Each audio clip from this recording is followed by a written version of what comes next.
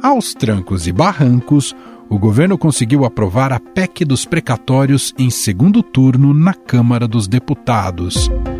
A votação foi um pouco mais folgada do que no primeiro turno, com 323 votos a favor e 172 contra. 323 sim, 172 não, uma abstenção. Está aprovada a PEC em segundo turno. Mesmo a oposição prometendo virar votos de seus deputados, o governo teve 17 votos do PDT, PSB e Podemos, número que foi essencial para garantir a aprovação do texto em segundo turno.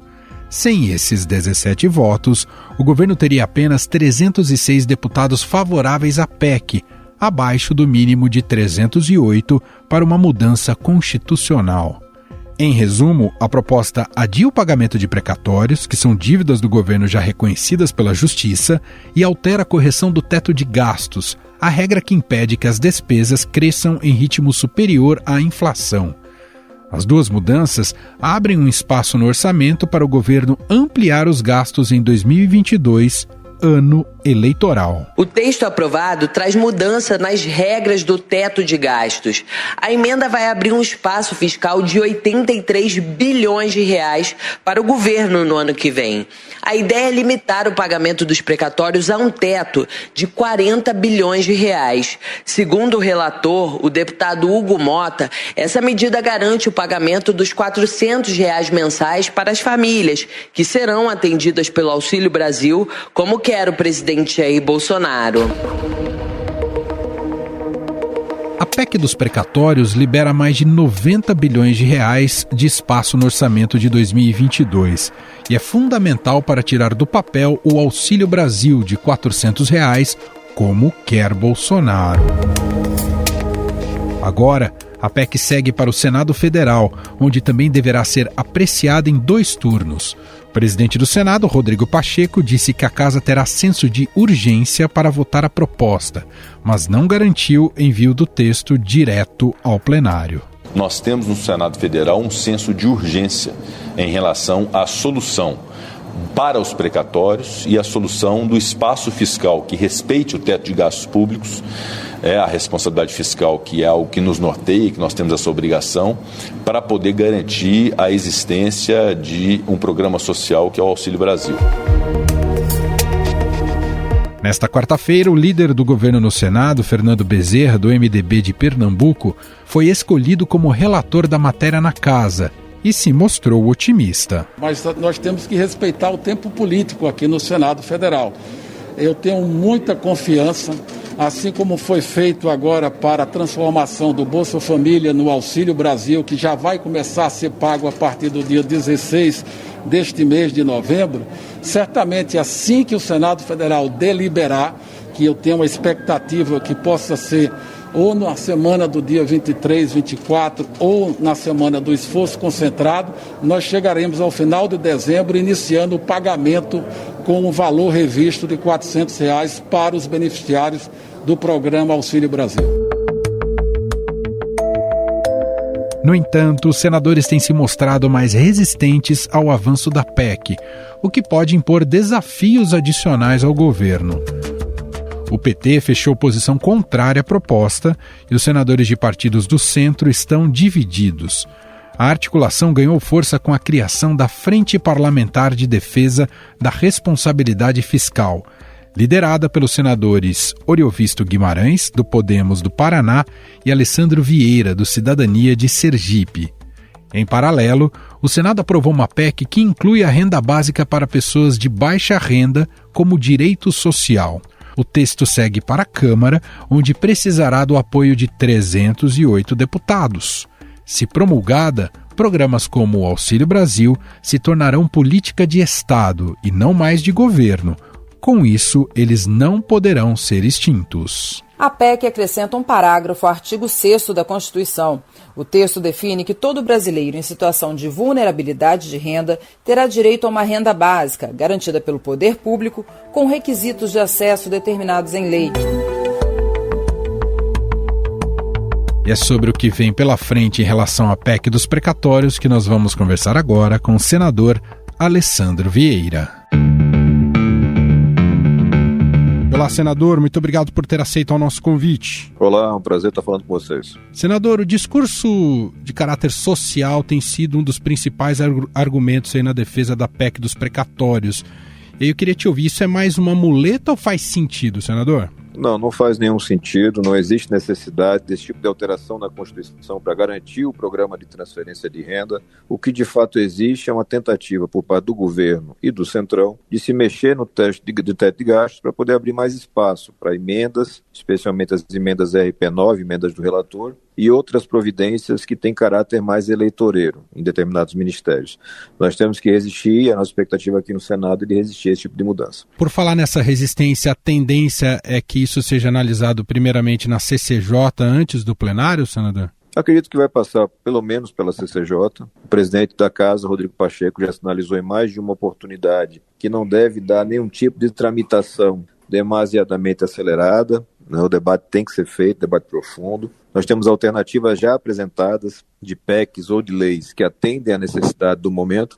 E é importante demais que a gente faça a discussão responsável sobre todos os aspectos. Responsabilidade social, mas também responsabilidade fiscal. Senador, há também uma perspectiva de como o mercado olha para isso, né? E o mercado vinha até com um discurso bastante alinhado com, né, o compromisso com a responsabilidade com as contas públicas. Mas até em apuração aqui do Estadão, da repórter Adriana Fernandes, esse mercado agora entende que é melhor ter a PEC do que sem ela.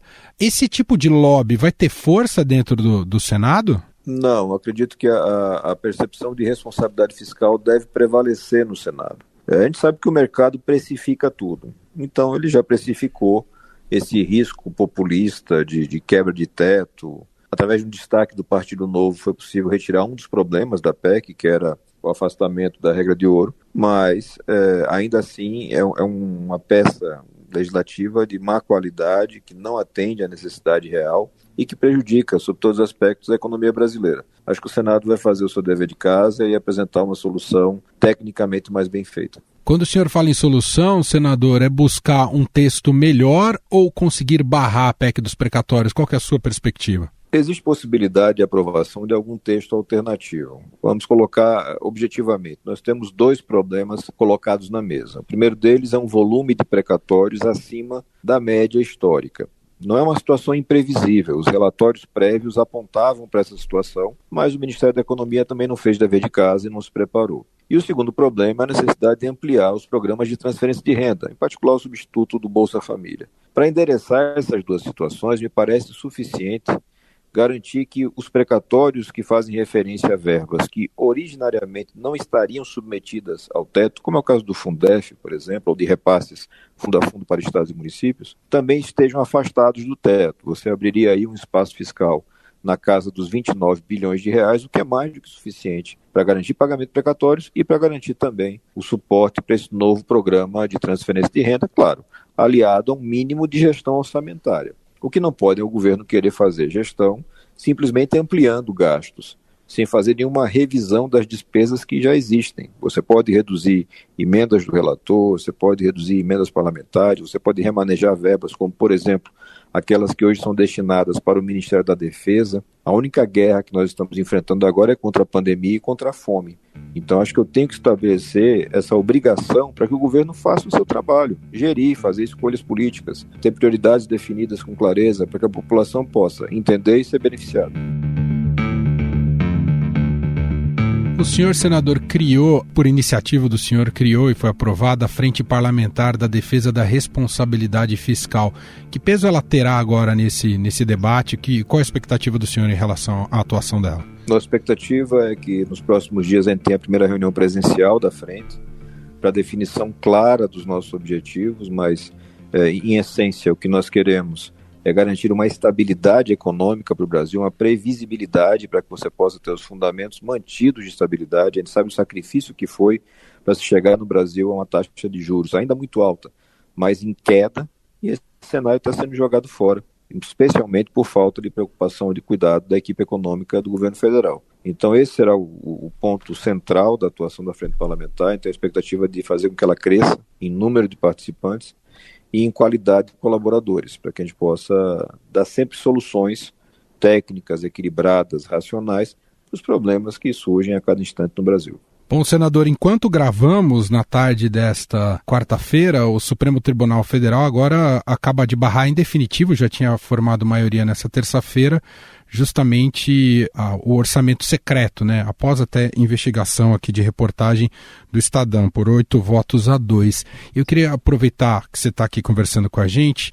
Essa decisão do STF, do Supremo, ela tem potencial de acabar em definitivo com o mecanismo de compra de apoio do Legislativo por manejo do orçamento, ou se encontrará novas brechas para que essa lógica tão perversa continue atuando na política brasileira, senador? Não, a decisão foi proferida em ações, uma delas do Cidadania, com atuação direta do nosso gabinete. Essas decisões não vão ter a possibilidade de acabar com esse escambo de emendas de valores em troca de votos. O que se vai fazer é garantir transparência nessa relação, para que você possa ter a atuação dos órgãos de controle, mas também do controle social. O eleitor tem que saber o que o parlamentar está fazendo aqui em Brasília e que tipo de troca existe entre o parlamentar e o governo federal. É isso que a gente vai conseguir, transparência mais elevada. A gente vai conseguir também, é uma consequência disso, mostrar a qualidade das decisões. Por que eu manejo o orçamento como manejo hoje? Qual é o planejamento? Quais são os objetivos, os critérios técnicos? Por que o dinheiro vai para a cidade A e não vai para a cidade B? Isso tudo tem que ficar claro, porque apesar da percepção que uma parte dos colegas parlamentares e seguramente uma parte significativa do governo federal tem, de que ao ganhar uma eleição você ganha poderes infinitos para utilizar o recurso público, isso não é verdade. A Constituição estabelece requisitos, parâmetros para que você faça as coisas. Eficiência, economicidade, razoabilidade, interesse público acima de qualquer outra coisa, e é nesse ajuste que ele vai tentar investir. Acho que a frente também vai ter um papel nesse esclarecimento da população e nessa cobrança contínua.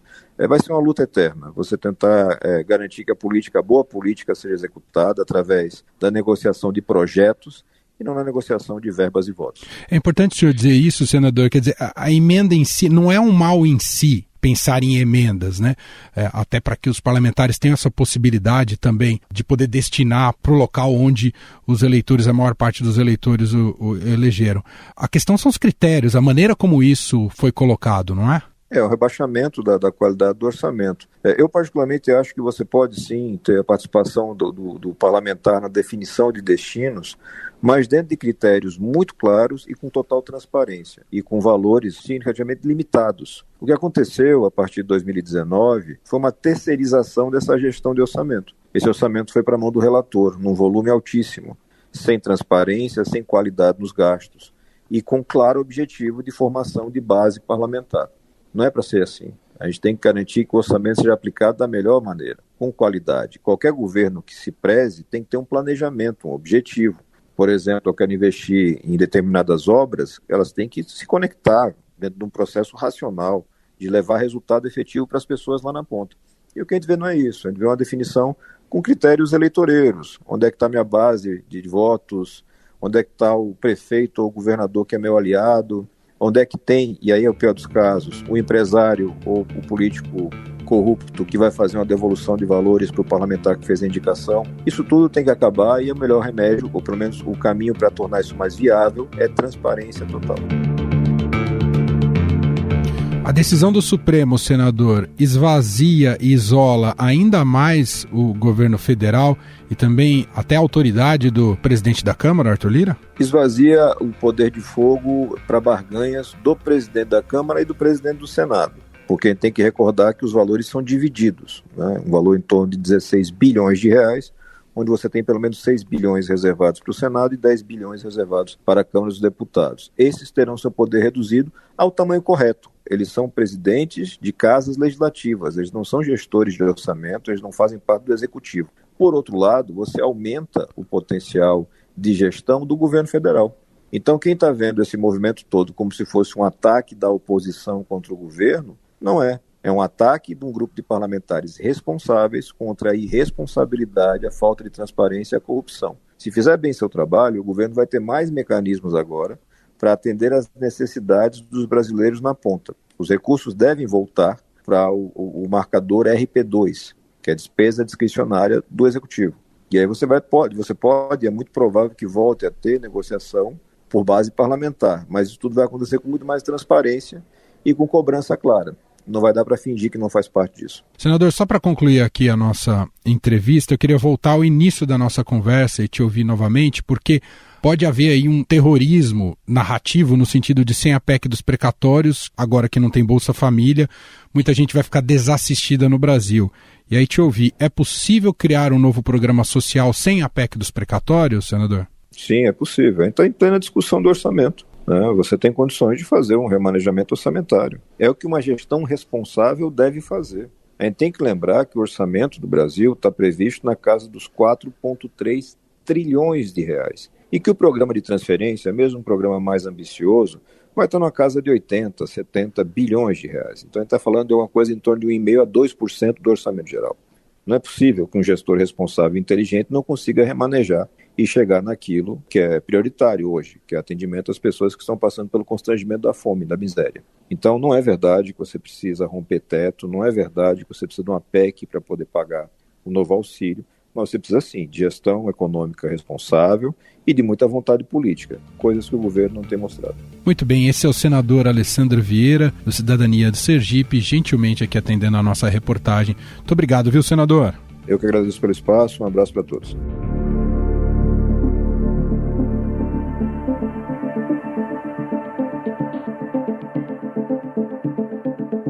Mas os sinais dados pelo mercado financeiro de que a PEC é uma solução melhor para bancar o novo programa social do governo do que um plano B de prorrogação do auxílio emergencial também estão sendo ouvidos pelos senadores.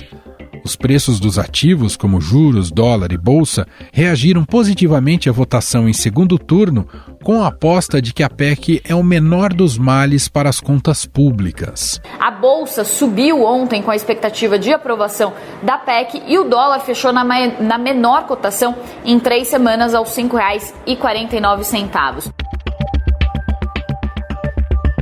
Mesmo assim, o governo perdeu seu principal poder de barganha, que foi o dinheiro disponibilizado para as emendas do relator, ou orçamento secreto, como ficou conhecido e revelado aqui pelo Estadão.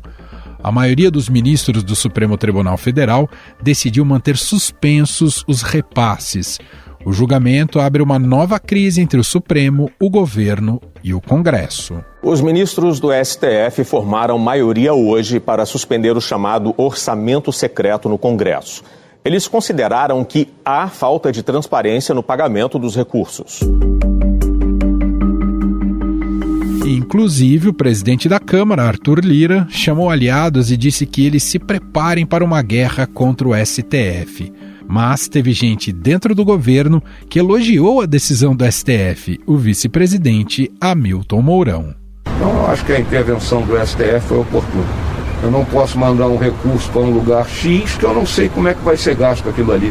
Né? Vamos lembrar que se o dinheiro fosse meu, eu posso até rasgar, né? Mas o dinheiro não é meu, o dinheiro pertence a cada um de nós que paga imposto e contribui para que o governo possa sustentar. Sobre essa nova etapa da PEC dos precatórios e a relação dela com o mercado, nós vamos conversar agora com a repórter de economia do Estadão, Adriana Fernandes. Oi, Adriana, seja bem-vinda. Oi, Emanuel. Dri, aprovada em segundo turno a PEC dos precatórios na Câmara dos Deputados e agora ela segue um outro rumo, vai para outra casa legislativa, lá para o Senado. Quais são as expectativas agora em relação a essa PEC dos precatórios? Ela ainda tem potencial, vai ser muito alterada? O que você pode contar para a gente do que você tem apurado? Nova batalha, Manuel. Já passou pela Câmara, foi difícil, teve uma repercussão muito negativa com a compra de votos, por meio das emendas de relator, que foram inclusive suspensas, confirmada a suspensão dos pagamentos dessas emendas durante a votação, e chega no Senado com todo esse imbróglio político e jurídico em relação à PEC dos precatórios. Os senadores, eles prometem mudar a PEC, mas o governo está se mobilizando, o mercado financeiro também procurando mostrar para os senadores que essa PEC é melhor do que alternativas que podem vir como a prorrogação do auxílio emergencial. O próprio senador Eduardo Braga, líder da maior bancada no Senado, o MDB, tem relatado essas conversas com investidores, com integrantes do mercado financeiro, e diz que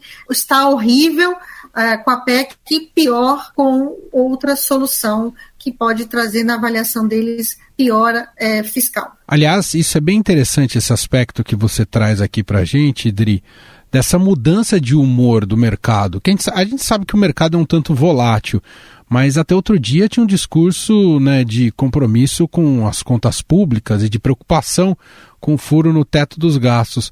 Por que mudou o humor agora, enxerga a PEC dos precatórios como um mal menor, hein, Dri? Emanuel, a sangria foi muito grande, muitos acham que houve o que eles chamam no mercado de overshooting, um exagero na piora do mercado, mas o certo é que querem dar um stop loss, uma perda, né? E a votação da PEC trouxe aí um alívio, e a expectativa de muita gente do mercado é que ela é melhor do que o auxílio emergencial, como eles têm procurado passar essa mensagem para os senadores. Mas o ponto importante é que a PEC dos precatórios é ruim, todo mundo sabe que é muito ruim, inclusive com calote no pagamento dos precatórios, e isso reverbera lá no Senado. Eles estão estudando mecanismos para alterar o texto da PEC e fazendo mudanças, e uma forma de também agilizar as lideranças do governo querem que o presidente da casa, Rodrigo Pacheco, leve a PEC direto para o plenário, mas há um sentimento nos senadores de que ela precisa passar pela Comissão de Constituição e Justiça, presidida por Davi Alcolumbre, o ex-presidente do Senado, Davi Alcolumbre, que está aí envolvido num imbróglio, numa polêmica, porque segura os trabalhos da comissão da CCJ da indicação para o Supremo Tribunal Federal, feita pelo presidente Jair Bolsonaro. Odri, tem uma coisa que acho que é importante esclarecer, que a PEC dos precatórios, ela não cria o Auxílio Brasil, ela só abre espaço no orçamento para que um programa social surja, não é isso, Dri? Exatamente. O Auxílio Brasil, ele foi criado por meio de uma medida provisória que pode caducar no dia 7 de dezembro, se não for votado. Então, tem um calendário desfavorável. Essa MP acaba com o Bolsa Família, o programa social que completou esse ano 18 anos, criado pelo governo petista, pelo ex-presidente Lula, cria o Auxílio Brasil, mas o imbróglio todo é que o presidente Jair Bolsonaro prometeu que quer R$400 de benefício.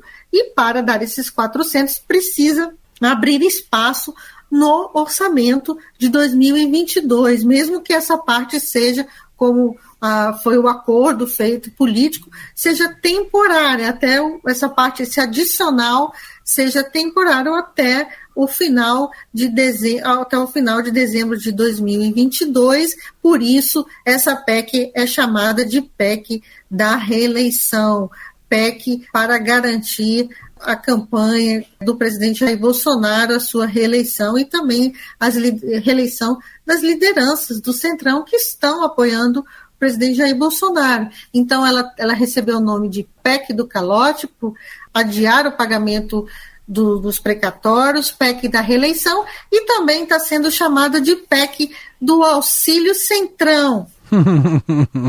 Por causa das emendas de relator que abasteceram os votos, né, Adri? Você foi no ponto, que é exatamente o que está gerando toda essa repercussão negativa, que com a desculpa de que precisavam abrir mais espaço para o Auxílio Brasil, para financiar esses R$400, eles também procuraram ampliar esse espaço para garantir emendas de relator bem gordinhas em 2022. A expectativa dos líderes, antes de todo esse imbróglio no Supremo Tribunal Federal, era de garantir 16 bilhões de reais em 2022 para essas emendas que não têm transparência nenhuma, você não sabe quem indicou e para onde estão indo os recursos, fica tudo direcionado num grupo pequeno do relator do orçamento, que é o que vai indicar, e também dos meia dúzia de caciques do Congresso junto com o governo. Tá feito aqui esse panorama por Adriana Fernandes, repórter de economia, colunista de economia do Estadão e da Rádio Dourado, nessa conversa com a gente. Ainda tem muita água para passar debaixo dessa ponte em relação à PEC dos precatórios e vamos ficar de olho. Obrigado, viu, Dri? Obrigado, Emanuel. Este foi o Estadão Notícias de hoje, quinta-feira, dia 11 de novembro de 2021. Estadão Notícias. A apresentação foi minha, Emanuel Bonfim. Na produção, edição e roteiro, Gustavo Lopes, Jefferson Perleberg, Ana Paula Niederauer e Isabela Moia.